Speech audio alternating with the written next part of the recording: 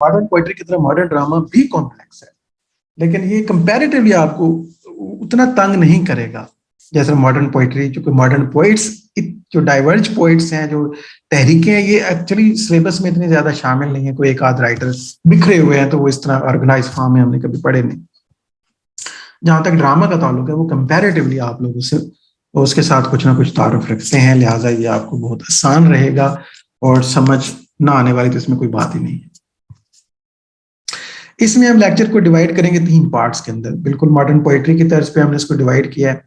एक early modern drama को देखेंगे, बर्नार्ड शॉ को देखेंगे, ऑस्कर वाइल्ड और जॉन मेसफील्ड को देखेंगे। उसके अलावा आयरिश ड्रामेटिक रिवाइवल एक ग्रुप है हमारे पास, W.B. यीट्स हैं, उसमें J.W. सिंच हैं और शॉन ओकेसी हैं। उसके बाद हमारे पास पोइटिक ड्रामा है जिसमें T.S. एलियट और स्टीफन स्पेंडल को देखेंगे।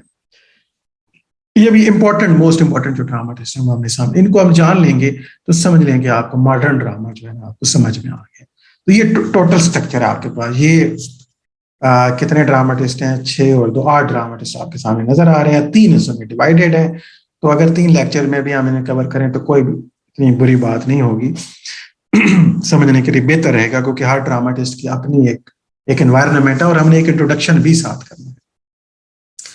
तो आज का हमारा टॉपिक होगा एक इंट्रोडक्शन मोस्ट प्रोबेबली हम करेंगे अर्ली मॉडर्न ड्रामा का ही करेंगे, और बर्नार्ड शॉ, ऑस्कर वाइल्ड और मेसफील्ड को साथ देखेंगे। इनका क्या काम है, ये क्यों लोग हैं और क्या इनके नजरियात आइडियाज हैं, और किस मॉडर्न टाइम में है तो ये उसके क्रिटिक हैं या उसको वेरीफाई करते हैं, या इन्होंने क्या नई चीज लाई है जो पहले ड्रामा में नहीं थी। तो स्टार्ट करते हैं। आज हमारा पहला लेक्चर है मॉडर्न ड्रामा के ऊपर। तो let's begin with introduction. Okay, after the death of the Shakespeare, जब ड्रामा की बात करें तो यकीनन शेक्सपियर की बात ना हो, ये कैसे हो सकता है? So after the death of the Shakespeare and his contemporaries, drama in England suffered a decline for about 2 century. आपको याद होगा हिस्ट्री में शेक्सपियर की डेथ के बाद ड्रामा डिक्लाइन होता गया। आपने देखा लगातार हमने इसकी बात की, कोई सिग्निफिकेंट बहुत बड़ा ड्रामाटिस्ट हमारे पास प्यूरिटन एज में भी नहीं था। आगे चल के ड्राइडन का कुछ नाम है, लेकिन हम उसे शेक्सपियर के बराबर नहीं रख सकते। इसी तरह और आगे आए तो ड्रामा आपने देखा गायब ही सबने कर दिया। आपको हिस्ट्री में मैंने पढ़ाना ही बंद कर दिया ड्रामा, ये आप चीज गौर कर रहे होंगे लगातार। और साथ हमने नॉवल एक स्टार्ट किया था, नॉवल ने ड्रामा के जॉनरा की कमी पूरी करते रहे, वो साथ साथ था। इवन कॉन्ग्रीव जो उस टाइम पे आया, ड्राइडन वाले time, in the 17 and the Sheridan and the Goldsmith in the 18 could not restore drama to the position it held during the Elizabeth stage. तो चाहे ड्राइडन हो, चाहे कॉन्ग्रीव हो, शेरिडन, गोल्डस्मिथ, ये सारों ने अपने अपने अंदाज में ये बेहतर ड्रामाटिस्ट हैं कंपैरेटिवली। इनका काम भी है, रिमार्केबल भी है, लेकिन जहां तक बात शेक्सपियर की है वो लेवल ये गेन न कर सके, यानी वो शेक्सपियर वाली क्लास ही नहीं पहुंच सके, मार्लो वाली जो क्लास थी वहां भी ना पहुंच सके। It was revived, however, in the last decade of the 19th century. अब 19th century के जब एंड आता है तो ड्रामा जो है वो पूरी यूरोप में, पूरी दुनिया के अंदर एक नया ड्रामे का ट्रेंड आ रहा है, और इंग्लिश के अंदर भी।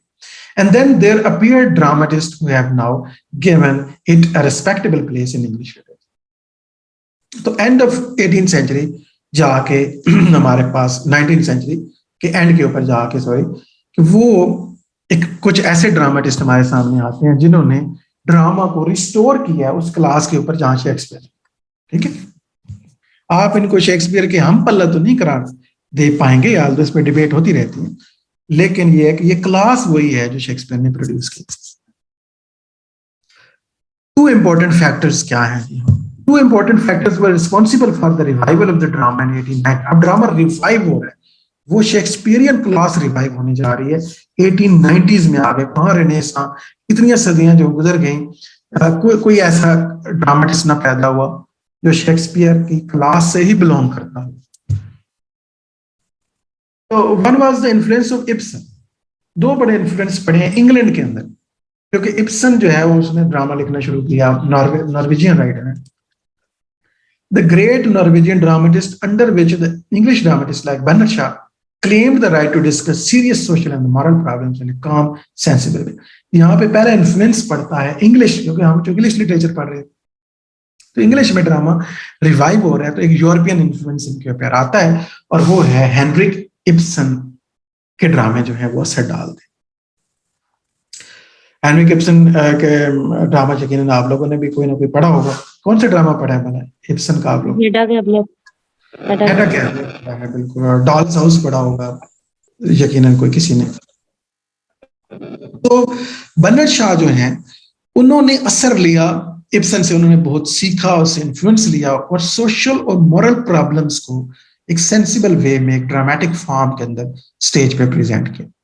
The second was the cynical atmosphere prevailing at that time, which allowed men like Oscar Wilde to treat the moral assumption of the great Victorian age with frivolity and make polite fun of their conventionality, prudishness and smugness. तो जो Victorian प्रूडिशनेस थी, उनके जो double standard थे, Victorianism का हमने तनकीद का निशान बनाते रहते हैं जो मॉडर्न है स्पेशली, तो उनके अंदर जो लैकिंग थी, और दूसरा जो असर पड़ा है ना, उस एक रिएक्शन आया था एंटी विक्टोरियन एक सेंटिमेंट्स जन्म लिए थे, जैसे हम सिनिकल बिहेवियर कह लें। यानी सिनिक्स, एक्चुअली तो सिनिसिज्म जो एक फिलॉसफी है, जो सबसे बड़े एक सिनिक हैं डायोजनीज उनका नाम है, और उनका बिहेवियर होता है कि वो डिसलाइक करते हैं कि ये क्यों हो रहा है, ये गलत है, ये भी नहीं होना चाहिए, ये भी किसी भी चीज को वो पसंद नहीं करते। जो अपने माहौल को जब ये ना पसंद करते थे, तो इनमें एक रिएक्शन आता है, और इस रिएक्शन में एक शख्स पैदा होता है ऑस्कर वाइल्ड, ठीक है। और ये दूसरा असर जो है ना, वो सिनिकल एटमॉस्फेयर से नतीजा लेके एक हमारे पास एक इंटेलेक्चुअल राइटर इमर्ज होता है, ऑस्कर वाइल्ड। तो इन दोनों के पे नतीजे में दो नतीजे निकलते हैं दोनों फोर्सेस के, और दो टाइप की कॉमेडीज हमारे सामने आती है। The first factor gave rise to the comedy of ideas, idea और द पर्पस। एक तो कॉमेडीज ऐसी हैं जिनमें कोई ना कोई आइडिया प्रेजेंट किया जाए, एक्शन नहीं, these are not comedies of action, these are comedies of ideas, और उसके पीछे कोई वाज़ेह पर्पस है लिखने का। While the second revived the comedy of manners and artificial comedy, और दूसरी जो कॉमेडी थी वो कॉमेडी ऑफ मैनर्स हैं, जो एलीट क्लास है या विक्टोरियन जो मैनर्स हैं उनका मजाक उड़ाया जा रहा है, उनको फन के तौर पे प्रेजेंट किया जा रहा है, ठीक है। उनकी लैकिंग जो है एलीट क्लास के वो सामने लाए जा रहे हैं, और टोटली विक्टोरियन क्लास जो है, और इसे आर्टिफिशियल कॉमेडी भी कहा गया। तो दो किस्म की कॉमेडीज हमारे सामने आती हैं दो हालात की वजह से। Treatment of the actual life इसमें कैसी हो रही थी? द न्यू ड्रामेटिस्ट जो हमारे सामने अभी दो आ चुके हैं, ऑस्कर वाइल्ड और Bernard Shaw, George Bernard Shaw. The new dramatist thus gave up the melodramatic romanticism and the pseudo classical remoteness of their predecessors। ठीक है, pseudo classical एक एटमॉस्फेयर था कॉन्ग्रीव वाला, उससे पीछे ये क्लासिकल टाइम के अंदर ब्राइडर वाला, और मेलोड्रामेटिक रोमांटिसिज्म है, रोमांटिक एज में विक्टोरियन में कुछ चीज प्रोड्यूस हुई है, तो वो मेलोड्रामेटिक चीजें थी सारे, जैसे विल्की कॉलिन का प्ले आपको याद हो। And began to treat in their place the actual English life, first of all aristocratic class, then of the middle class, and finally the labouring class. तो हर तरह की, पहले तो एरिस्टोक्रेटिक क्लास को वो उसको निशाना बनाया गया, फिर मिडिल क्लास और लोअर क्लास, सारी क्लासेस को एज इट इज यानी एक्चुअली ट्रीट किया गया उनको। तो एक लिहाज से बिल्कुल रियलिज्म का टच जो है वो ड्रामा के अंदर, जहां पर रोमांटिसिज्म और मेलोड्रामेटिक और स्यूडो क्लासिकल जो रिमोटनेस है, अपने टाइम से दूर लिखना है, वो खत्म होकर बिल्कुल अपने टाइम के अपने डायरेक्ट जो करेक्टर है वही इसी एज के स्टेज पर प्रेजेंट हो। This treatment of the actual life made the drama more and more a drama of ideas which were for the most part revolutionary, directed against past literary models। तो ज्यादा फिर क्या थे इस time के जो वो ड्रामा थे, वो ड्रामाज ऑफ एक्शन नहीं थे जैसे पास्ट में होता था, बल्कि ड्रामाज ऑफ आइडियाज थे, जहां पे कोई फिलोसफी, कोई नजरिया, कोई आइडिया जो है वो डिस्कस किया जाता, तो इंटरनल कॉन्फ्लिक्ट ज्यादा होता। So the new dramatist dealt mainly with the problems of sex, of labor, of the youth। इस तरह के जो उस टाइम के अब नई एज के जो मसाइल आ गए सामने, fighting against romantic love, capitalism and the parental authority which were the characteristic feature of the Victorianism। Victorian में जो पेरेंटल जो कंट्रोल है वो ज्यादा होता था, उनकी विक्टोरियन एक मोरालिटी होती थी अबाउट सेक्स और अबाउट फिजिकल रिलेशनशिप, और इन सारे मसाइल को, इस तरह लेबर और कैपिटलिज्म, जो नई रेवोल्यूशन आए थे, इंडस्ट्रियल रेवोल्यूशन वगैरह, इन सारी चीजों को निशाना बनाया गया, ये सब्जेक्ट मैटर के तौर पे लिया गया। The characters in their plays are constantly questioning, restless and dissatisfied. तो बिल्कुल अपनी एज पे जैसे ये क्रिटिक्स हैं, तो इनके कैरेक्टर्स भी इन ऑथर्स की तरह रेस्टलेस हमें नजर आते हैं, क्वेश्चन करते नजर आते हैं प्रेजेंट डे जो आइडियाज हैं, जो विक्टोरियन आइडियाज हैं, वहीं से जो कि बात स्टार्ट होती है। तो young man struggle to throw off the trammels of the Victorian prejudice. तो ऐसे लगता है इनके कैरेक्टर जो है वो खत्म करना चाह रहे हैं वो जो असरात हैं विक्टोरियनिज्म के जो असरात हैं, और अपनी एज पे ये लोग क्रिटिसाइज भी करते हैं। फेमिनिज्म भी इमर्ज होता है पूरे यूरोप के अंदर। फीमेल का जो है वो अपने राइट्स को पहचानना है, जानना है अपने हक को, जैसे राइट फॉर एजुकेशन है उसको गेन किया खवातीन ने। यूनिवर्सिटी में ऑक्सफोर्ड और कैम्ब्रिज जैसी यूनिवर्सिटी में भी फीमेल को एडमिशन नहीं मिलता था। तो एक तरीके से फेमिनिज्म की, यानी खवातीन के जो राइट्स हैं उनको रिस्टोर किया जाए, उनको हासिल किया जाए, और उसके अलावा राइट टू वोट जो है जैसे सब्रोगेट मूवमेंट है तो वो स्टार्ट होती है। तो following the example of Nora the heroine in the Ibsen's of Doll's का प्ले उनकी जो सेंटर कैरेक्टर है Nora, who leaves her dull domineering husband who seeks to crush her personality and keep her permanently in a childlike irresponsible state. The young women in these plays join eagerly the feminist movement and glory in the newfound liberty. तो female जो अपनी liberty की कोशिश कर रही थी, और Ibsen ने जो ड्रामे लिखे हैं वो खासतौर फीमेल्स के राइट्स को वहां पे सामने लाया, उन प्रॉब्लम को जो सफर कर रही थी वो, जैसे हैडा गैबलर आपने पढ़ा होगा, कोई अगर एक इंटेलेक्चुअल वुमन है तो वो किस तरह से ट्रैप हो जाती है एक पैट्रियार्कल सिस्टम के अंदर, और फाइनली वो जो है ना उसके पास कोई रास्ता नहीं है दो रास्तों में, या तो वो सरेंडर कर दे पैट्रियार्क्स के आगे, मेल के आगे सरेंडर कर दे, या फिर अपनी जान ले ले। तो रेवोल्यूशनरी एक्ट करती है और अपनी जान लेती है। तो सब फेमिनिज्म जो है ना वो मर्ज होता है, खवातीन के मसाइल को भी सामने लाया जाता है। सो एक और कॉन्सेप्ट है life force. So influenced by the philosopher of the Schopenhauer and the psychological investigation of the Freud, the new dramatist no longer held love or the relation between the sexes as something sacred and romantic as their forefathers did.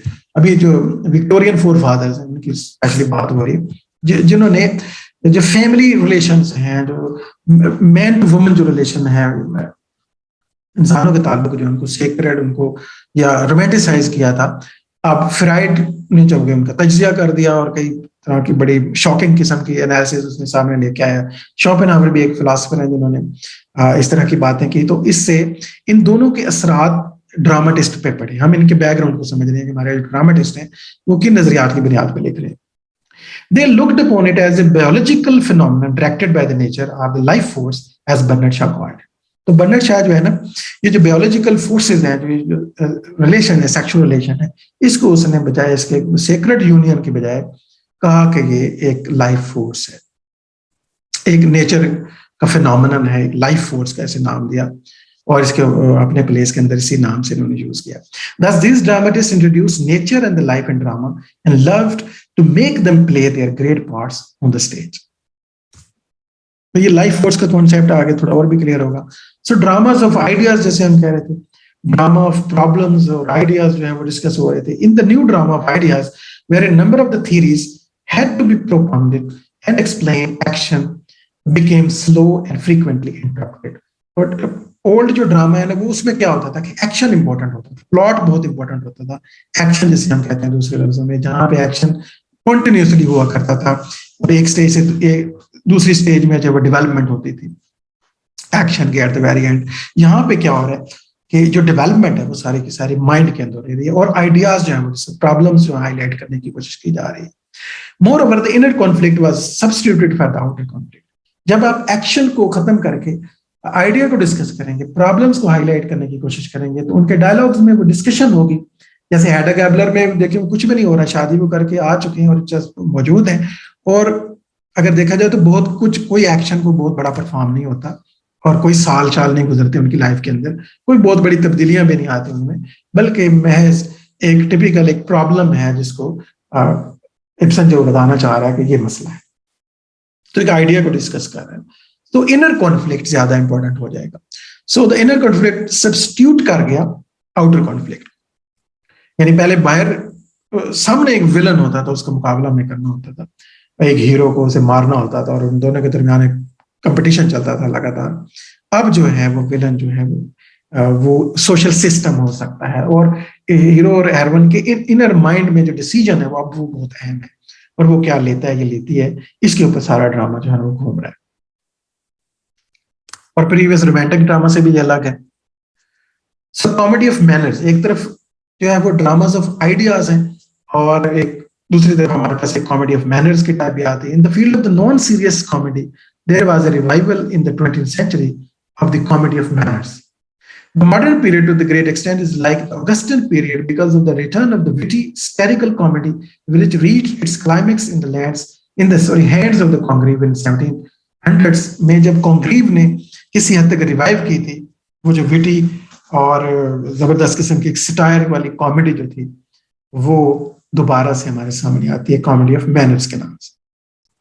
Though this new comedy of the manners is often purely fanciful and dependent for its effect upon pure wit, at times it becomes cynical and bitter when dealing with social problems.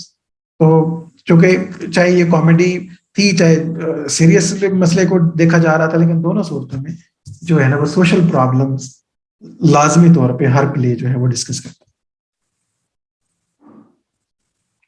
तो जैसे हमने mention तो कर दिया था कि इस early as के अंदर जो मॉडर्न पीरियड स्टार्ट हो रहा है, जो एंड ऑफ 19th सेंचुरी पर स्टार्ट हो रहा है, तो दो बड़े हमारे पास ड्रामेटिस्ट सामने आते हैं, important dramatist who took a predominant part in the revival of the drama in the last decade of the 19th century were George Bernard Shaw and Oscar Wilde, both Irishmen. मजे की बात है कि दोनों ही Ireland के। Shaw was the greatest practitioner of the comedy of ideas, while Wilde that of the new comedy of manner. तो दोनों ने डिफरेंट किस्म के जो है वो ड्रामा की टाइप को चुना, डिफरेंट जो है वो स्टाइल में लिखा। एक ने कॉमेडी ऑफ आइडियाज को लिया, एक ने जो है ना वो कोई डीप आइडिया वो डिस्कस नहीं कर रहा था आल्दो, लेकिन वो मैनर्स को, फ्रिविलिटीज को, जो स्नोबिश बिहेवियर है, जो इनके मैनर्स है, फॉल्स किस्म के आर्टिफिशियल बिहेवियर्स हैं, इनको तनकीद का निशाना बनाता है और प्योर एक एंटरटेनमेंट टाइप प्ले लिखते हैं।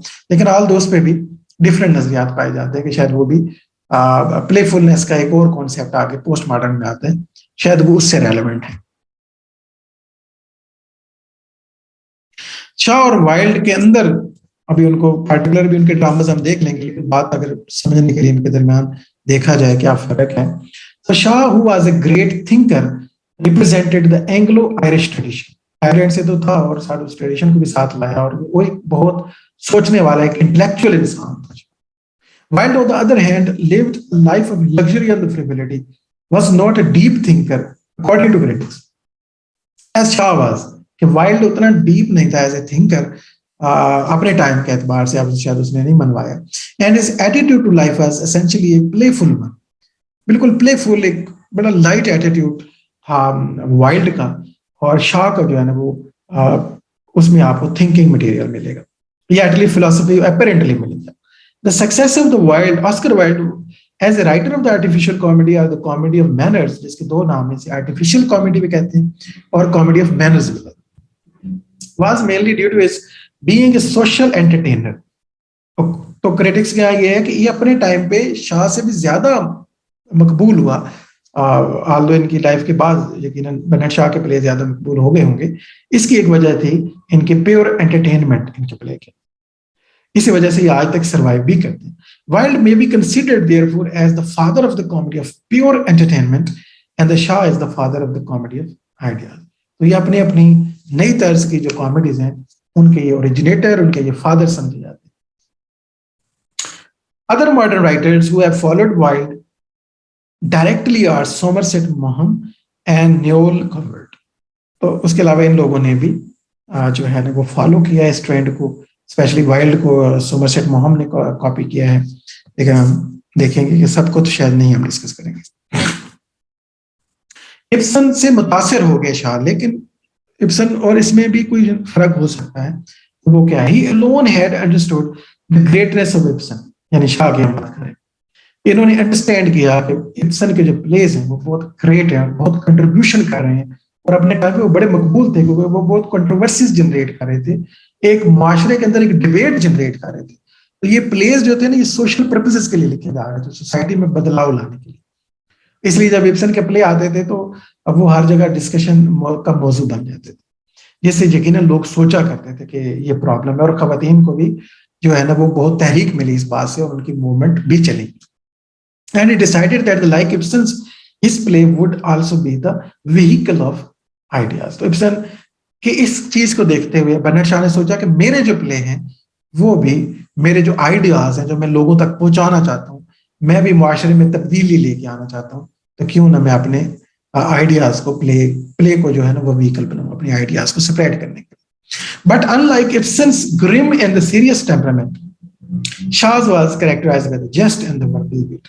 हमें इब्सन और इसमें फर्क ये मिलता है कि इब्सन का जो काम है वो सीरियस है, वो ट्रेजेडीज है, वो ग्रिम और बड़ी सीरियस किस्म का टेम्परामेंट होता है, जबकि शाह ने उन्हीं मामलात को सामने रखा, लेकिन इनका जो स्टाइल था वो उसमें वर्बल विट हमें मिलती है, उसमें मजाक और ह्यूमर। शाह के जो एक और बड़ी इंपॉर्टेंट बात है शाह के जो प्लेज हैं उनमें उसके प्रेफेसेस हैं। जो इब्तदाइया लिखा जाता है ना किसी बुक के से पहले, उसका जो हल्का सा एक ऑथर की तरफ से इंट्रोडक्शन होता है, जैसे preface to the lyrical ballad बड़ा फेमस है, वो लिखा तो एज ए प्रेफेस गया था कि हम बुक किस लिए लिख रहे हैं, बाद में वो क्या एक मैनिफेस्टो ऑफ होल मूवमेंट बन गया, रोमांटिक मूवमेंट। बिल्कुल प्रेफेसेस को भी बर्नार्ड शॉ ने भी बड़ा वाइजली यूज किया है। In each of his plays he presented a certain problem connected with the modern life. तो प्रेफेसेस में वो प्रॉब्लम हाईलाइट करते हैं कि ये प्रॉब्लम है जिसको डिस्कस करें, and his characters discuss it thoroughly. बाद में प्ले में हम देखते हैं कि वो सारा मसला डिटेल से होता है। तो ये किस्म की पूरी गाइड होती है कि ये प्ले किसके बारे में, बजाय इसके इंटरप्रिटेशन पे नहीं छोड़ा इसने। बर्नार्ड शॉ जो है ना वो रीडर को टोटल गाइड कर देता है कि आपने किस पर्सपेक्टिव में मेरा प्ले समझना है, आपको मैं क्या समझाना चाह रहा हूँ उसको देखना, एक बिल्कुल एजुकेटर की तरह। In order to make his ideas still more explicit, he added prefaces to his plays in which he explored the theme more fully.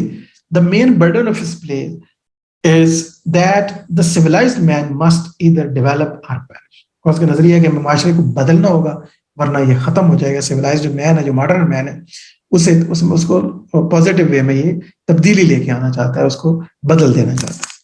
उसके जरिए आपने कुछ आइडियाज हैं। सो सेंस ऑफ ह्यूमर जो है ना saved him। Shah laughed at and ridiculed even things which other respected and held sacred। Bernard Shaw ने ऐसे ऐसी बातें की हैं, ऐसे ऐसे प्ले लिखे हैं जिनमें सेक्रेड जो सोसाइटी समझते हैं जिन चीजों को, उसको उसने रिडिक्यूल किया है, उसको लाफ्टर क्रिएट किया है, और ये चीज यकीनन उनको सजा का बायस बन सकती थी। ऑस्कर वाइल्ड के खिलाफ इवन केस भी आपको पता है रजिस्टर हुए, खैर उनके प्रैक्टिकली कुछ काम भी ऐसे थे। What saved him from the persecution as a rebel was his innate sense of humor। इसको इसने बचाया ना जिस चीज ने, वो था इसका sense of humor, which helped him to give a frivolous cover to whatever he said or wrote। जो कुछ वो कहता था उसको जब मजाक में आप ढाल देते हैं, थोड़ी कॉमेडी कर देते हैं, तो बड़े ये विटी थे। आपको मैंने बताया ना जब शेक्सपियर इनके बारे में एक लतीफा भी मैंने आपको सुनाया था, और तो इनकी विट जो है बड़ी फेमस थी, बड़े शार्प थे, इंटेलिजेंट थे, डिबेट किया करते थे बहुत ज्यादा। So, पहले नाम जो जॉर्ज बर्नार्ड शॉ बकायदे से हमारे पास आता है, आप जो इन्हीं के बारे में पढ़ रहे हैं, that was introduction. So greatest among the modern dramatist was George Bernard Shaw. ये 1856 में पैदा होते हैं और 1950 में इनकी डेथ होती है। तो इनकी डेथ के बाद आप समझ लें कि एक्चुअली जो है ना वो मॉडर्न पीरियड खत्म हो जाता है। और 50 के बाद जो अगला पार्ट है 20वीं सदी का दूसरा हिस्सा है, वो एक अलग एरा है। Shah became the leading dramatist of his generation and in 1925 was awarded the Nobel Prize in Literature। इनको भी नोबेल प्राइज लिटरेचर में मिल चुका है इनकी कंट्रीब्यूशन की वजह से। He was born and brought up in Ireland, but at the age of the 20 in 1876 he left Ireland for good and went to London to make his fortune। तो पैदा और बड़े तो आयरलैंड में हुए थे, लेकिन बाद में लंदन आए और वहां पे अपनी किस्मत आजमाई की। डबलिन में पैदा हुए। Shah moved to London in 1876 where he struggled to establish himself as a writer and novelist and embarked on a rigorous process of self education। Start में बर्नार्ड शॉ हैरान होंगे, नॉवेलिस्ट बनना चाहते थे और उन्होंने पहले एक कोशिश भी की। First he tried his hand at the novel but he did not get any encouragement। तो इनको कामयाबी ना मिली, एक फ्लॉप एफर्ट थी इनकी ये। Then he began to take part in debates of all sorts। तो ये तकरीरें किया करते थे, डिबेट किया करते थे, हर तरह की डिबेट्स में पार्टिसिपेट करते थे, बड़े अच्छे स्पीकर थे, कहा ना कि ओरेटरी में इनको कमाल हासिल था और विट बहुत ज्यादा विटी थे, शार्प जैसे जवाब दिया करते थे किसी को भी forum, and made his name as the greatest debater in England को कहा जाता है। ही रेड कार्ल मार्क्स, तो क्या हुआ, बिकेम ए सोशलिस्ट, तो सोशलिस्ट बन गए। एक तरफ इब्सन के प्ले से मुतासर हुए कि किस तरह वो सोशल चेंज लाना चाह रहे हैं। पहले इन्होंने तकरीरों के जरिए से माशरा बदलने की कोशिश की, अपने आप को मनवाया एज ए डिबेटर, नॉवल लिखने की कोशिश की, लेकिन ज्यादा कामयाब नहीं हुए। कार्ल मार्क्स को पढ़ा तो सोशलिस्ट हो गए। And 1884 joined the Fabian society which was responsible for creating British Labour party. इन्होंने फिर 84 में जो है वो ज्वाइन की फैबियन सोसाइटी, जो इंग्लैंड की सोसाइटी थी, जो सोशलिस्ट सोसाइटी थी, जो इंग्लैंड में सोशलिज्म लेके आना चाहती थी, गरीबों के लिए जो काम कर रही थी, आम आदमी के लिए। तो कार्ल मार्क्स को पढ़ने के बाद उन्होंने सोचा कि बिल्कुल एक क्लासलेस सोसाइटी होनी चाहिए। ये क्या बात है कि गरीब आदमी और अमीर आदमी है, तो दोनों के किसी को डिसएडवांटेज है इसी सोसाइटी के अंदर, तो किसी को एडवांटेज है खामखा। तो सारे इंसान बराबर है और उनको बराबर अपॉर्चुनिटीज मिलनी चाहिए। तो सोशलिज्म ये लेके आना चाहते थे और फैबियन सोसाइटी भी ज्वाइन की। और याद रखिए वही सोसाइटी जिसमें ब्रिटिश लेबर पार्टी बाद में बनाई है, और इस वक्त भी ब्रिटिश लेबर पार्टी ही रूल कर रही है इंग्लैंड के ऊपर at the moment, present moment. Second only to the Shakespeare. इस फर्स्ट पब्लिक सक्सेस जो है ना आर्म्स एंड द मैन है। 1894 में इनका जो प्ले था ना आर्म्स एंड द मैन, ये इनको पहला प्ले इनका कामयाब हुआ, जहां से फिर इन्होंने प्ले लिखने स्टार्ट किए। तो आप अंदाजा लगाएं कि 50 या 60 से भी ऊपर ही चले गए। By the early 20th century, his reputation as a dramatist was secured with a series of the critical and the popular success that included Major Barbara. Arms and the Man के बाद मेजर बारबरा इनका बड़ा play hit हुआ, the doctor's dilemma and the Caesar and the Cleopatra. तो यहाँ पे seizure and कैलोपेट्रा इनका play है जो शेक्सपियर के प्ले जैसा लग सकता है, नोट करने वाला यहाँ पॉइंट होगा। He openly opposed organized religion and First World War।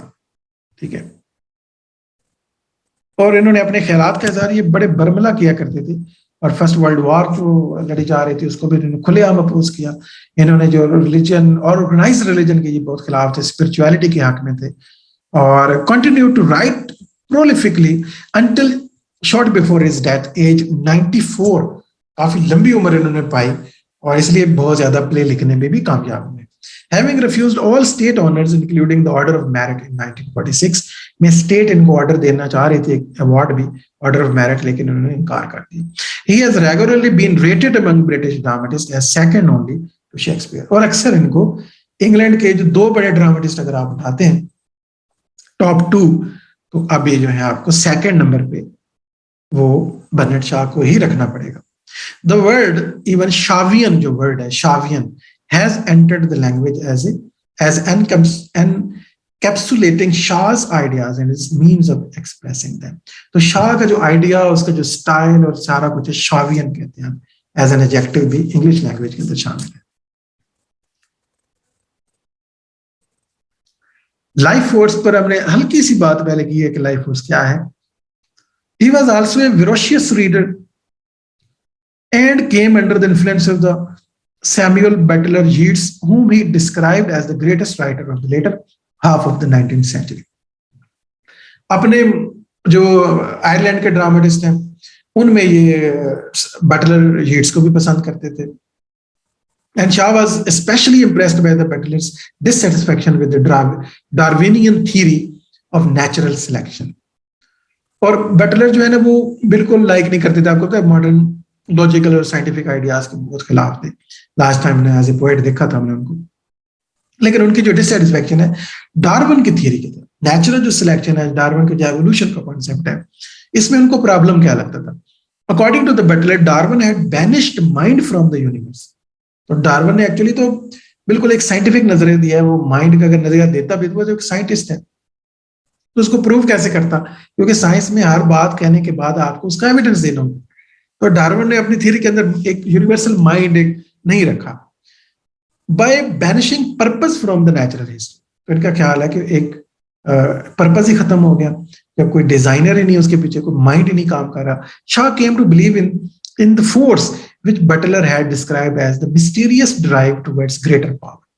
तो बटलर का ख्याल था कि एक मिस्टीरियस फोर्स है बिहाइंड एवरीथिंग, जो आहिस्ता आहिस्ता चीजों को बनाती है और बेहतरी की तरफ लेके जा रही है, जिसे शाह ने डिफरेंट नाम दिया। Shakespeare had describe it as a divinity that shapes our ends. Shakespeare ने इस फोर्स को कहा था कि ये डिविनिटी है जो हमारी जिंदगियों को तय करती है।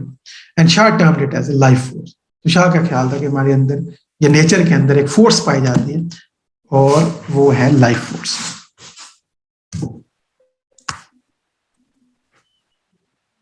शाह के ऊपर जो इन्फ्लुएंस है मेरे ख्याल में भी हम समझ तो गए होंगे, लेकिन उसको चलिए कुछ और लोगों के भी उन पे असर पड़ते हैं, उनको भी देख लेते हैं।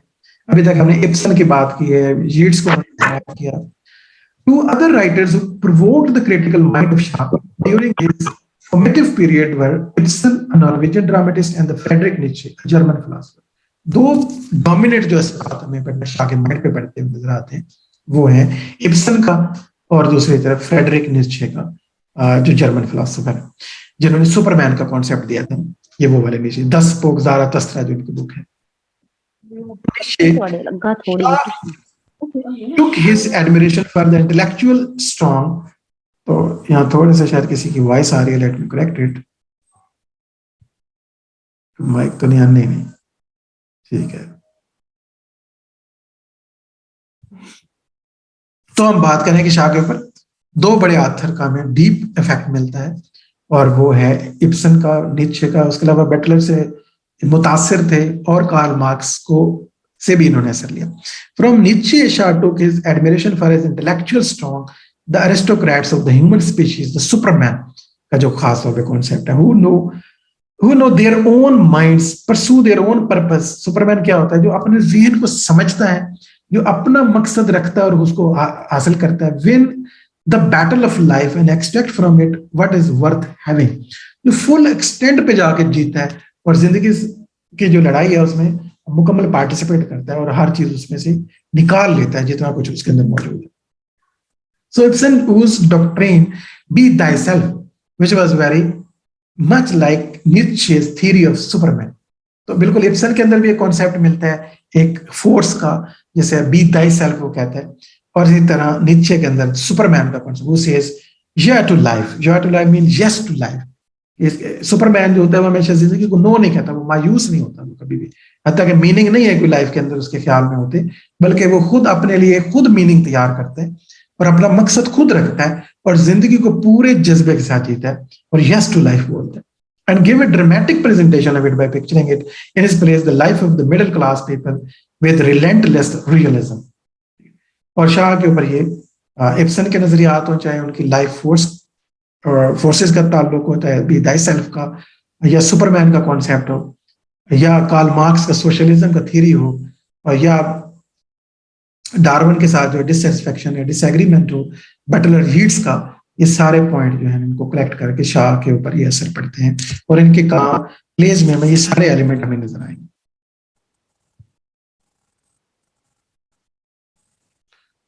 सो डेलिबरेट पर्पस हमें इनके काम के अंदर नजर आता है। ये बिल्कुल drama for the sake of drama नहीं लिख रहे हैं। Working under the influence of the Butler, Nietzsche and Ibsen, Shaw who up to the age of 40 was mainly concerned in learning, in propagating ideas, in debating and persuading people to accept his views about society and morals, decided to bring the world around to his opinion through the medium of theatre। तकरीबन 40 साल की उम्र में से बाद जाके अगले फिर 50 साल उन्होंने लिखा है इसके ऊपर, तो वो जाते हैं थिएटर की तरफ आते हैं और फिर उससे पहले उन्होंने डिबेट, नॉवल और ये सारे जो लेक्चर वगैरह का मीडियम अडॉप्ट किया था और फिर वो थिएटर को भी इसी मीडियम के लिए यूज करते हैं। ये जो उन्होंने जितने भी उनके नजरियात थे, साइंटिफिक थे या नॉन साइंटिफिक, जो भी उन्होंने अपने तौर पे बनाए, जो फॉर्म की थी अंडरस्टैंडिंग ऑफ लाइफ, अब उन्होंने सोचा कि मुझे मुआशरे को बदलने के लिए इसको प्रैक्टिकली यूज करना है। The result was that he immediately attracted attention and became the most popular and influential dramatist. Shah road his place with the deliberate purpose. उनके जो कि प्रेफेसेस में भी हमने देखा मुकम्मल तौर पे अपने पर्पस का ऐलान करते हैं, समझाते हैं, गाइड करते हैं लोगों को उनकी बात को कैसे लिया जाए। He prepared the minds of the audience by writing prefaces to his plays which are far more convincing than the plays themselves। कुछ क्रिटिक्स के मुताबिक the plays में इतने convincing नहीं है जितने इनके prefaces clear हैं और convincing। That is why plays were more successful when they were produced second and third time when the audience had read them in their published form। और play जब पब्लिश होके लोग पढ़ के दोबारा से देखने आते थे या दूसरी तीसरी बार देखते थे ना, तो वो सही समझ आते थे कि बर्नार्ड शॉ क्या कहना चाह रहा है और क्या उसका मैसेज है. He was also the severest critic of the contemporary society. लेकिन इस पॉइंट, इस डायमेंशन को समझते हैं ब्रेक के बाद.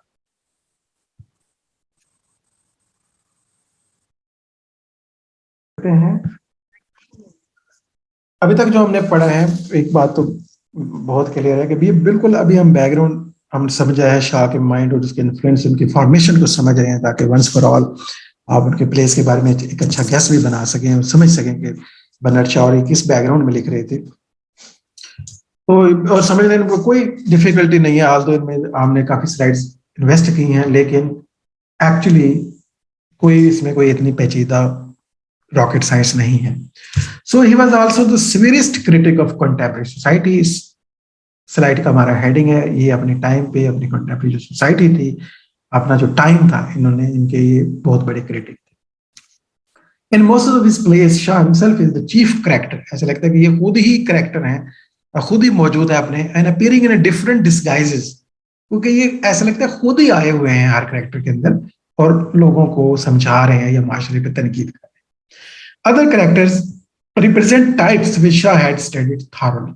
Mostly the characters in his plays are mere puppets in the hands taking part in the conflict of ideas. Actually इनके dramas हैं conflict of ideas.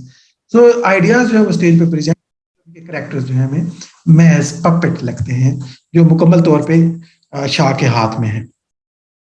Aldous her character writer के हाथ में ही होता है, लेकिन कई दफा क्या होता है कि कैरेक्टर्स सर्कमस्टांसेस उन्हें फॉर्म करते हैं या उनके और थीम्स होते हैं. इनका तो पर्पस था कि आइडियाज जो है कॉन्फ्लिक्ट है माशरे के, जो प्रॉब्लम है उनको हाईलाइट किया जाए.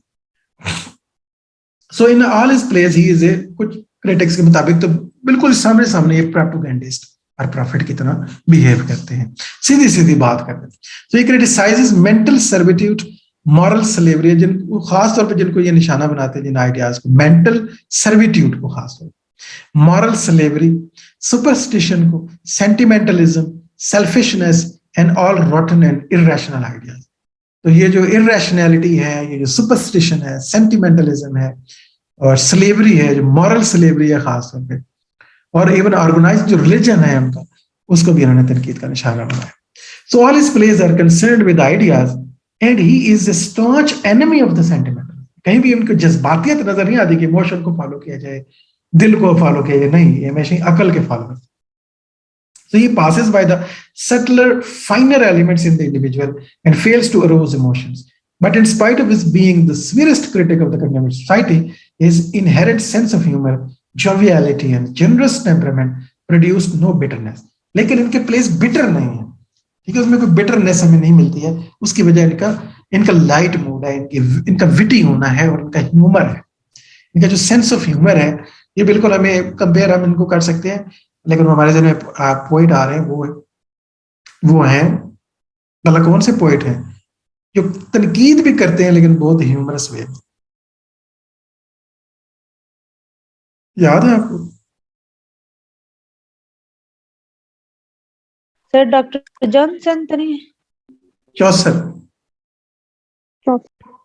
Okay, वो ह्यूमरस है, लाइट, हद तक वो बड़ा शदीद तनकीद का निशान बनाते हैं मजहब को, करप्शन को, ये सारी चीजों को, लेकिन उनका जो अंदाज है वो बड़ा विटी होता है, बड़ा ह्यूमरस होता है, मजाक होता है उसके अंदर, जिसकी वजह से वो काबिल बर्दाश्त हो जाते हैं. ठीक है, तो शाह के अंदर जो कि ड्रामा लिख रहे थे, लेकिन इन्होंने इनको सेव भी इनका ह्यूमर ही करता है, वरना तो इनको इनके खिलाफ चार्जेस बनने थे, लेकिन लोग बर्दाश्त कर जाते हैं. याद रखें मजाक को, आप याद रखें, बड़ी जबरदस्त टेक्निक है. अगर आपको किसी पे क्रिटिसाइज करना भी पड़ जाता है, आप चाहते हैं कि वो बिटरनेस भी क्रिएट ना हो आप लोगों के दरमियान या माशरे और आपके दरमियान, तो लोगों को ह्यूमरस वे में उनको समझाएं. So plays of the ideas and the problems. His frankness and the sincerity compelled the people to listen to him, even when he provoked, exasperated and shocked many of them. Provoke भी करते हैं, shock भी करते हैं, और उनकी sincerity, उनका deep understanding जो है वो लोगों को attempt भी करती है, और लोगों को ये नाराज भी नहीं करते, क्योंकि बेटी स्टाइल और ह्यूमरस है. All his plays of the Shah deal with some problem concerning modern society. सारे प्लेस देखिए, हम कुछ प्लेस का जायजा लेंगे, कि सबका तो नहीं ले सकते, 60 के करीब प्ले हैं, तो लेकिन आपको आइडिया हो जाएगा कि किस तरह से ये प्रॉब्लम प्लेस है। In Mrs Warren's profession, Shaw showed that for the evils of the prostitution, the society and not the precursor was the blame. तो वो evils of prostitution को सामने लाते हैं और सोसाइटी को कंडेम करते हैं, ना कि इंडिविजुअल को, क्योंकि individual is a product of social, man is a social being, अब आपको याद होगा। In widow's house, he again put the blame on the society and not on the individual landlord for creating abuses of the right to property. ठीक है, अब यहाँ पर right to property जो है और उस तरह के जो प्रॉब्लम है हाईलाइट करती है। मैन एंड सुपरमैन, शाह का प्ले है man and Superman. Shah dealt with his favorite theme, that is the life force. यहाँ पे उसका फेवरेट थीम है लाइफ फोर्स, एक इंडिविजुअल इनर फोर्स है, which compels women to hunt out man, capture and marry him for the continuation of the race. और शाह के नजदीक जो मोहब्बत हो जाती है मर्द और औरत के दरमियान, एक्चुअली ये लाइफ फोर्स है जो अपने आप की कंटिन्यूटी के लिए अपने तरीके ढूंढ लेती है। In getting married, he showed the unnaturalness of the home life as at the present constitution. तो गेटिंग मैरिड में वो निशाना बनाते हैं कि ये बिल्कुल नेचुरल नहीं है, ये जो हम शादी करते हैं बिल्कुल नेचुरल नहीं है, उनके ख्याल में ये unnatural. So doctor's dilemma, he exposed the superstition that doctors are infallible. और डॉक्टर्स डायलेमा में निशाना बनाते हैं डॉक्टर्स को, कि हम हमेशा ये समझते हैं कि डॉक्टर गलती नहीं कर सकते हैं, तो उनका ख्याल है कि डॉक्टर जो है वो गलती करते हैं। And John Bull's Other Island, the hero talks exactly like Shaw, and the Englishman represent the worst traits in English character. उसके अलावा देखिए, Caesar and Cleopatra has no particular theme, and that is why it comes nearer to being a play than most of the Shaw's work. Caesar and Cleopatra में खास तौर पे हमें ऐसा लगता है बाकायदा को वाज़ेह थीम नहीं है, बल्कि एक रियल एक शेक्सपियरियन प्ले की तरह वो लगता है। In the Apple Cart, Shaw ridiculed the working of the democratic form of government and hinted that it needed a Superman to set things right. वो हिंट कहते हैं कि सुपरमैन शायद आएंगे तो मामले जो हैं वो सारे ठीक हो जाएंगे, डेमोक्रेसी और उनके मामलात को तनकीद का इशारा बनाते हैं। In Back to Methuselah, he goes to the very beginning of the things and forward as far as thought can reach in order to show the nature of the life force and its effects on the destiny of man. तो nature के जो अंदर force है, जैसे आप आमतौर पे nature कहते हैं ना, तो वो उसको लाइफ फोर्स का नाम दे रहे हैं। तो वो जो फितरत की एक फोर्स है जो वर्क कर रही है हर चीज के अंदर, वो उसके ऊपर यहाँ पे वो बात करते हैं कि किस तरह वो असर डालती है इंसान की किस्मत के ऊपर। It was in Saint John that Shaw reached the highest level of his dramatic art by dealing in a tragic manner a universal theme involving grand emotions. He wrote more than 60 plays. तो काफी prolific author थे और Shakespeare से ज्यादा play लिखे हैं उन्होंने, लेकिन शेक्सपियर सेकंड टू शेक्सपियर इनको कंसिडर करते हैं कुछ क्रेडिट। तो ये बर्नार्ड शॉ है यहाँ पे, ये कुछ प्लेज हैं जो मोस्ट इंपोर्टेंट है, उनको यहाँ हमने मेंशन किया है।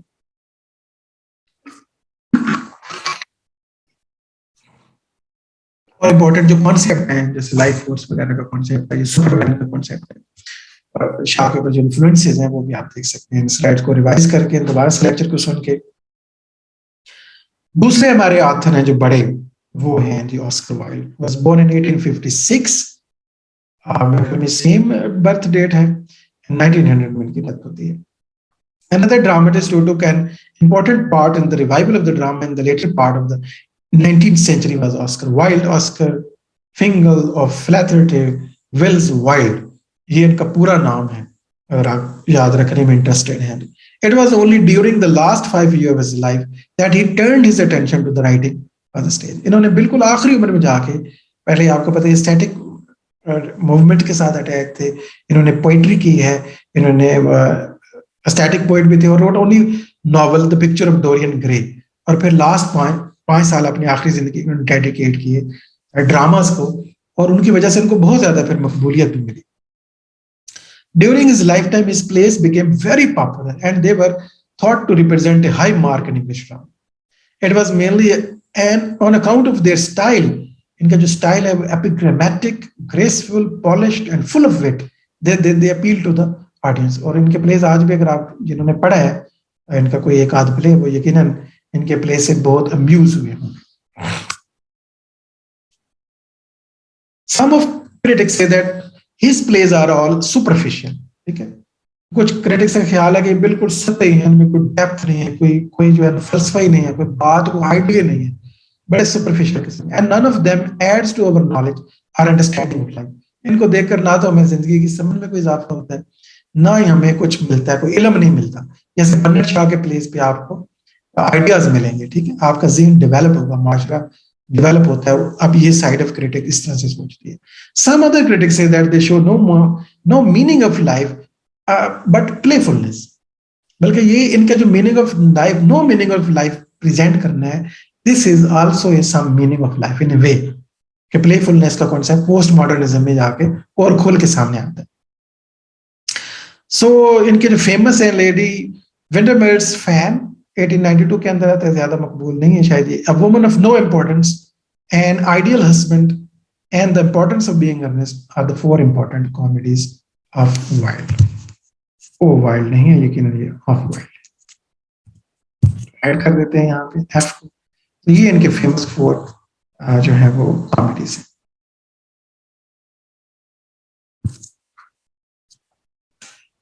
इनमें जो मैंने भी पढ़ा है वो इंपॉर्टेंस ऑफ बीइंग अर्नेस्ट है, आप लोग मुझे लगता है यही पढ़ा होगा।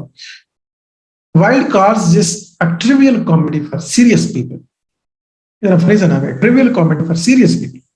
It is successful because of its detachment from all meaning and models. एक लिहाज से भी डिटैच होना, जो प्रेवलेंट जो फिलोसफीज हैं, जो डिस्कशन हैं, जो आइडियाज हैं, उनको खुल के सामने लाने के बजाय या किसी भी मॉडल को कॉपी करने के बजाय ये न्यू स्टाइल में लिखा गया, और ये बात भी इसकी मकबूलियत का बायस बनती है। Encouraged by the success of the importance of being honest, Wilde would have written more such plays and perfected this form of artificial comedy, but for the premature closing of his literary career by his imprisonment in 1895. 1895 में फिर उनको सजा हो गई थी और jail से ही अगर निकलते हैं तो हमेशा के लिए इंग्लैंड भी छोड़ देते हैं। अगले हमारे पास जो प्ले राइट है वो है जो अर्ली प्ले राइट्स में आते हैं, फेमस प्ले राइट्स में आते हैं, John गैल्सवर्दी। John Galsworthy was a great dramatist of the modern times. Besides being a novelist of the first rank, I mean, इनको as a novelist भी हम देखेंगे, first rank तो ये बड़े तो novelist है. Made his mark also in the field of drama. He believed in the naturalistic technique both in the novel and the drama. इन्होंने naturalism को अपनाया है, इनके ड्रामा से भी आप इस बात को ज्यादा समझ जाएंगे। According to him, naturalistic art is like a steady lamp, इनके ख्याल में, held up from time to time, in whose light things will be seen for a space clearly in the due proportion, freed from the mist of the prejudice and the partisanship. तो किसी किस्म के जो है ना वो prejudice के हट के, किसी किस्म के और वेग बिहेवियर से हट के समझते हैं कि नेचुरलिस्टिक आर्ट जो है वो बिल्कुल एक ऐसी चीज है, एक लैंप है जिसकी रोशनी में आपको चीजें अच्छी नजर आती हैं। Galsworthy desired to reproduce both upon the stage and in his books the natural spectacle of life presented with detachment. इनका ख्याल था कि बिल्कुल नेचुरली जिस तरह चीज हो रही है, यानी रियलिस्टिक मैनर में, एक लिहाज से नेचुरल मैनर के अंदर उस तरह प्रेजेंट किया जाए, डिटैचमेंट के साथ, बिल्कुल अपने जज्बात, अपनी अंडरस्टैंडिंग को अलग रखा जाए, आप क्या समझते हैं। Of course, his delicate sympathies for the poor and the unprivileged classes make his heart melt for them and he takes sides with them. और लोअर क्लासेस के साथ इनकी हमदर्दी भी थी और उनके लिए इन्होंने लिखा भी है। इंपॉर्टेंट प्लेस ऑफ द गैल्सवर्दी अगर देखें तो वो है स्ट्राइफ, जस्टिस, जैसे नाम से पता चल रहा है स्ट्राइफ, कोशिश करना, स्ट्रगल करने को कहते हैं, लोअर क्लास को टारगेट करते नजर आ रहे हैं। जस्टिस जो है वो प्रॉब्लम होता है। The skin game and the silver box, all these place deal with the social and ethical problems. बिल्कुल ये अपने इस प्रॉब्लम वाले ग्रुप के साथ इसी वजह से भी ऐड होते हैं, ये सारे लोग प्रॉब्लम प्लेस लिख रहे थे, सोशल प्रॉब्लम्स को हाईलाइट कर रहे थे, ये भी कर रहे हैं। Strife deals with the problem of strikes which are not only futile but do immense harm to both the parties. तो ये इन्होंने टारगेट किया स्ट्राइफ के अंदर स्ट्राइक्स को, और किस तरह वर्किंग क्लासेस के अंदर या सोसाइटी को किस तरह हार्म होती है चीजों से। The skin game present the conflict between the old established landed aristocracy and the vicious noisy new rich manufacturing class. New जो रिच इंडस्ट्रियल रेवोल्यूशन के नतीजे में न्यू मैन्युफैक्चरिंग क्लास सामने आई है और ओल्ड एरिस्टोक्रेसी के दरमियान द स्किन गेम एक कॉन्फ्लिक्ट ड्रामा है। Justice is a sphere criticism of the of the present administration of that period. तो जस्टिस जो इंसाफ है वो क्रिटिसाइज करते हैं प्रेजेंट एडमिनिस्ट्रेशन को। तो जेलों की जो एडमिनिस्ट्रेशन है और वहां जो ज्यादतियां होती हैं आम आदमी के साथ, उनको ये शदीद तनकीद का निशाना बनाते हैं। The silver box deal with the old proverb that there is one law for the rich and another for the poor.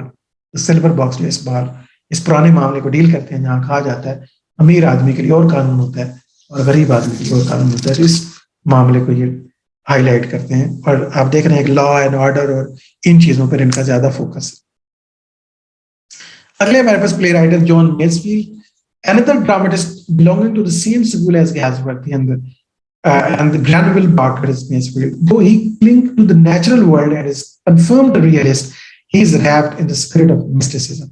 ये भी बिल्कुल नेचुरलिस्ट थे, रियलिस्ट थे, और लेकिन इनके यहाँ एक एडिशनल मिलता है वो spirit of mysticism. All these conflicting qualities are seen in his greatest play, The Tragedy of None. शायद हमने जो जॉन मेसफील्ड को पोइट्री में भी हमने मेंशन किया था कि इनके इस प्ले के बारे में हमने बात की थी, the tragedy of Nan, which is the best modern example of the form of the domestic tragedy, जो एक डोमेस्टिक ट्रेजेडी है। द ट्रेजेडी ऑफ नन में थोड़ा सा हम डिटेल में देखते हैं। The social forces do not play any significant part in it. The suffering of the Nan who becomes a veritable outcast on account of her father having been hanged for stealing a sheep. ठीक है, तो इसके main character है none, उनके father को जो hang कर दिया जाता है सिर्फ जो है उनका कसूर क्या है कि उन्होंने एक शीप को चुराया है। And her connection with the half mad old काफर have been raised to the tragic height by the playwright's imaginative passion, which is given an appropriate poetic expression. But in spite of the supernatural and imaginative cost of the play, the story is one of the unflinching realism. So other plays of the Masefield are the Daffodil Fields, Reynard Fox, or Melanie Hotspur, Esther and Bernice, and Campden Wonder and Mrs. Harrison. ये चंद इनके और play हैं। Tragedy of none भी अगर आपको याद रहे तो भी हम मोर देन इनफ होगा। उसके बाद जो है ना हमारे पास ये जो ग्रुप खत्म होता है तो एक्चुअली आज का हमारा लेक्चर खत्म हो जाता है। आयरिश ड्रामेटिस्ट मूवमेंट और पोएटिक ड्रामेटिस्ट जो है हमारे पास है। अभी जो हमने beside the artificial comedy and the comedy of ideas और जो प्रॉब्लम प्लेस अभी हमने देखे थे, ड्रामास ऑफ आइडियाज देखे हैं। Another type of the drama was developed in England under the influence of the Irish dramatic movement whose originator were Lady Gregory and W.B. Yeats. Next जो हमने अभी पढ़ने हैं, इनको डिस्कस करना है, आयरिश जो मूवमेंट है, ड्रामेटिक मूवमेंट, जिनका स्टार्ट करते हैं, जिनमें बहुत प्रोमिनेंट जो नाम है वो लेडी ग्रेगरी और W.B. यीट्स के हैं। W.B. यीट्स का ऐसे पोइट्स भी आपको याद होगा कि हमने कहा था ये आयरिश लिटरेचर जो है वो ट्रेडिशन को रिवाइवल करना चाहते हैं। पोइट्री में भी, ड्रामा में भी इन्होंने वही एफर्ट किया। The two important dramatist belonging to this movement are J.M. Synge and Sean O'Casey. और भी इनके साथ जो एसोसिएट हैं वो है J.M. Synge और Shawn ओपेसी। There has been the revival of the poetic drama in the 20th century, whose most important practitioner is T.S. Eliot. उसके अलावा जो हमने अभी डिस्कस करना है, जो हमारा काम रहता है, वो पोएटिक ड्रामा, और उसका लीडिंग ड्रामेटिस्ट हमारे सामने आता है T.S. Eliot। इन्होंने जो कि ड्रामा तो प्रोज फॉर्म में ढल गया था, तो इन्होंने ड्रामा को दोबारा पोएटिक ड्रामा को रिवाइव करने की कोशिश की, जो शेक्सपियर के टाइप के था। शेक्सपियर का आपको पता है ड्रामा पोएटिक ड्रामा है। Other modern dramatists who have also written poetic plays are Christopher Fry, Stephen Phillips, and Stephen Spender. Most of the poetic plays written in the modern time have a religious theme, and they attempt to preach the doctrines of Christianity. Although जो poetic drama Shakespeare के हैं वो तो secular themes के ऊपर थे, लेकिन T.S. Eliot और इनके जो associates हैं जिन्होंने poetic drama को revive किया, mostly ये dramas इनके theme जो हैं वो रिलीजियस हैं और क्रिश्चियनिटी के डॉक्ट्रिन्स को स्प्रेड करते नजर आते हैं। तो नेक्स्ट ये हमारा एक्चुअली सब्जेक्ट है जो हमने आयरिश ड्रामेटिक रिवाइवल में पार्ट 2 करेंगे। This is the end of today's lecture.